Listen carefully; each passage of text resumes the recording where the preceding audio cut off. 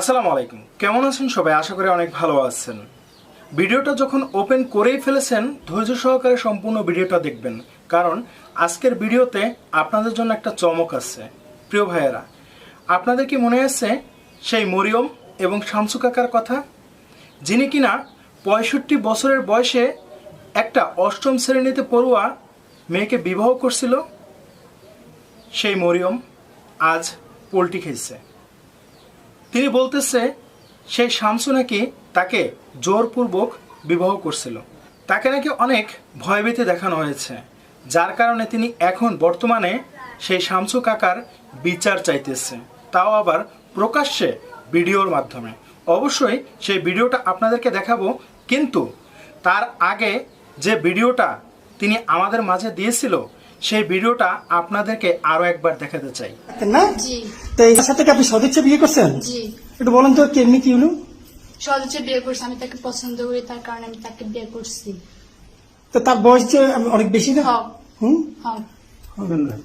এই তো ভালো কথা। এই ভিডিওতে সেই মরিয়ম বারবার বলছিল যে আমি তাকে স্ব ইচ্ছায় বিবাহ করছি, আমি তার জন্য জীবনও দিতে পারি।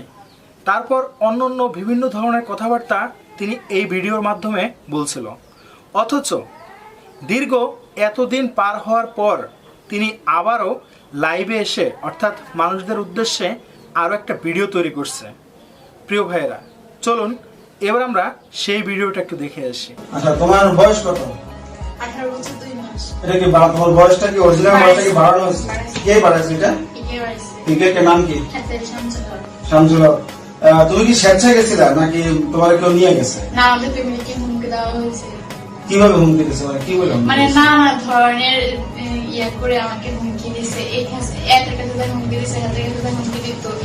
এরকম বলবো, সেদিনকে গ্রেফতার করিলেন, মানে যারা স্বেচ্ছা বিয়ানো বসে তার ইয়ে করিলেন, এরকম বলবো সেরকম করবো, অনেক কিছু ইয়ে করছে। আচ্ছা, কিন্তু আমরা বিভিন্ন নিউজে দেখলাম, বিভিন্ন টেলিভিশনে দেখলাম বা ফেসবুকেও দেখলাম, যেটা তুমি বলছো তুমি নিজে স্বেচ্ছায় গেছো, এই কথাটা কেন বলছো তাহলে? তখন আমি ছাপে ছিলাম, আমাকে ভয় দেখানো হয়েছে যদি আমি এগুলো না বলি তাহলে আমাকে মেরে ফেলবে। আচ্ছা, তোমার এই বিয়ে পড়ার সময় কে কে ছিল? 3 জন ছিল। কে কে ছিল? নাম বলো তো, 3 জনের নাম বলতে পারো? জালালকে চিনি, আর 2 জনের নাম জানি না, চিনবো আমি হয়তো। চিনবা? চিনবো। আচ্ছা, এই তোমাকে মানে তোমার বাড়ি থেকে এই যে সকালবেলায় ভোরবেলায় 9 তারিখ ভোরবেলায় সকাল মানে তোমার বাড়ি থেকে বাড়ি করে নিয়ে আসলো, ওই লোকটা কে ছিল? জালাল। জালাল। তুমি ওকে চিনো? চিনি। কিন্তু আমরা তো জানি যে নাম হচ্ছে কামাল। না, জালাল। শিওর? শিওর জালাল। আচ্ছা, তোমার এখন সিদ্ধান্ত কি? তুমি এখন কি করতে চাচ্ছ? যে শামু এখন জেলে আছে, তোমার এই অবস্থা হলো, তুমি এখন কি করতে চাচ্ছ? আমি এখন তাকে উপযুক্ত শাস্তি চাই।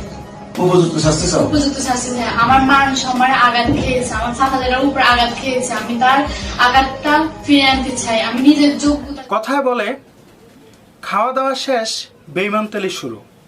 আসলে ঘটনাটা কি এইভাবে ঘটছে কিনা এটা আপনাদের উদ্দেশ্যে আমরা জানতে চাই। এই মেয়েটা হঠাৎ এইভাবে পোল্টি খাওয়ার কারণ কি?